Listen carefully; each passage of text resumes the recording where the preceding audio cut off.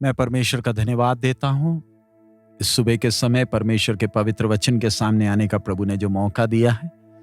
आइए आज के वचन मनन के लिए हम लोग मरकुस रचित सुसमाचार 11वां अध्याय उसका 17वां वचन हम लोग पढ़ें। और उपदेश कर कर उनसे कहा,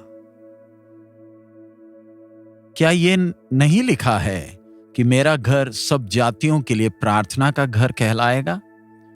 पर तुमने इसे डाकुओं का खो बना दी है।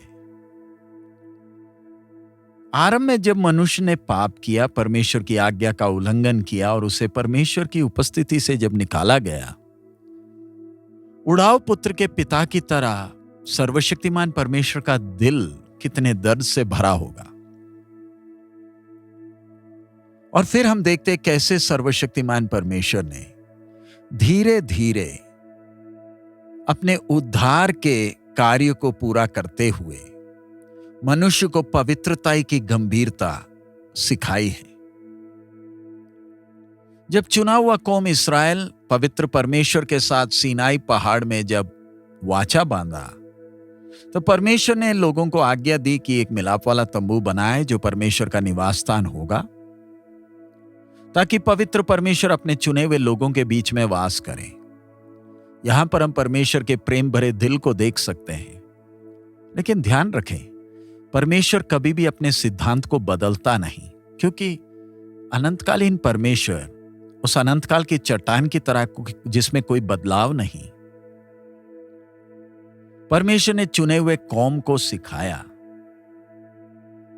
कि पवित्रता को कितनी गंभीरता से लेना है, क्योंकि उन्हें एक याजकों का समाज के तौर पर चुना गया था। और चुने हुए कौम के तौर पर उन्हें नियम और कानून दिए गए थे जो उन्हें दैनिक जीवन में इस्तेमाल करना था। लेकिन इन बातों ने उन्हें परमेश्वर के पवित्र उपस्थिति में जाने के लिए योग्य नहीं बनाया। उन्हें यह धन्य मौका था कि वो परमेश्वर की उपस्थिति में आए और पापों की माफी के लिए बलि चढ़ा सके।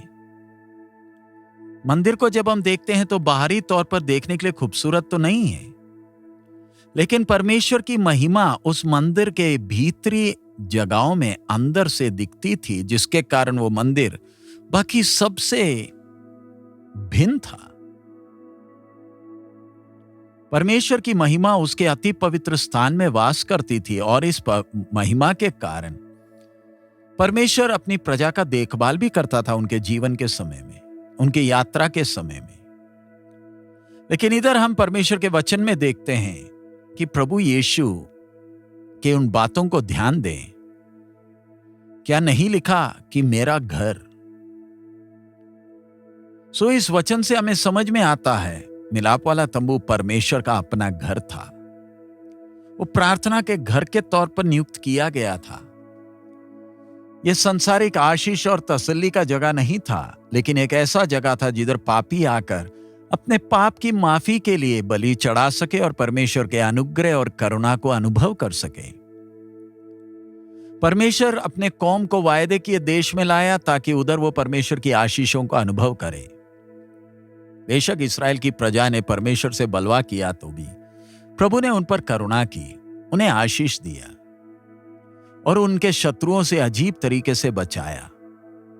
हम जानते हैं कैसे परमेश्वर ने उन्हें मरुभूमि में मन्ना खिलाया और वायदे किए देश में कैसे आशीषों की बौछार उन पर हुई। लेकिन ये सारी आशीषें परमेश्वर के मंदिर में वास करने से भिन्न है। दोनों अलग अलग बात है। आशीष अनुभव करना, मंदिर में वास करना, दोनों अलग अलग बात है। ये आशीषों को अनुभव किया एक भी व्यक्ति को परमेश्वर के मंदिर के अंदर प्रवेश करने की अनुमति नहीं थी, क्योंकि वो वचन के खिलाफ था।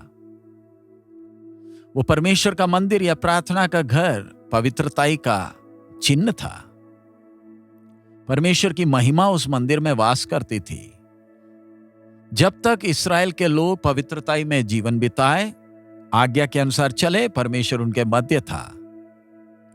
लेकिन प्रभु की उपस्थिति को एहसास करने के बाद भी हम देखते पापमय मनुष्य का स्वभाव कैसे वो परमेश्वर से बलवा करने लगा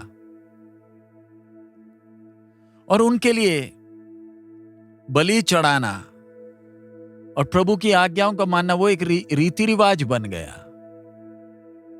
असली में वो बलि चढ़ाना इसलिए रखा था ताकि एक पापी टूटे हुए दिल के साथ प्रभु के सामने आए और पाप की गंभीरता को वो समझ सके।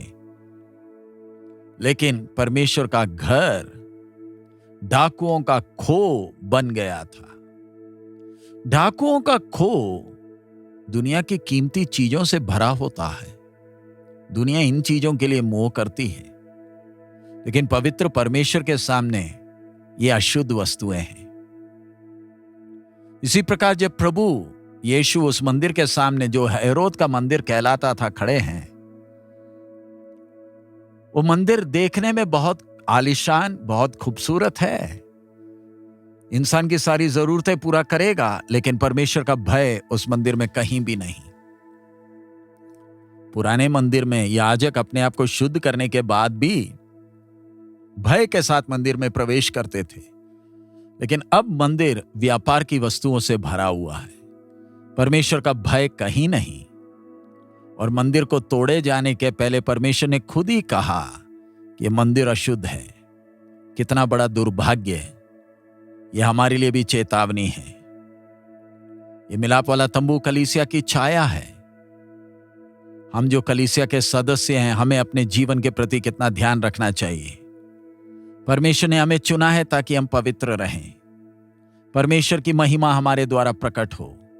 आइए हम अपने जीवनों को जांच कर देखें, क्या प्रभु हमारे जीवन से तृप्त है? अगर हमारे जीवन के हर कमरों में प्रवेश करे तो क्या पवित्र वस्तुओं से भरा है? क्या परमेश्वर की उपस्थिति हमारे जीवन में हम एहसास करते हैं? हर क्षण क्या प्रभु की उपस्थिति को महसूस करते हैं? या हम सिर्फ बाहर की कुछ बातों पर घमंड करते हैं?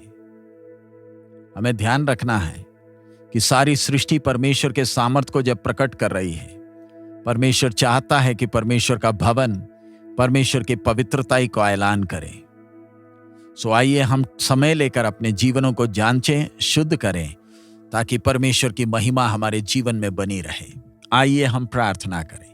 हमारे अनुग्रहकारी दयालु पिता, हम आपका धन्यवाद देते हैं आपके पवित्र वचन के लिए, आपकी चेतावनियों के लिए। इस्राएल हमारे सामने सबक है। बाप,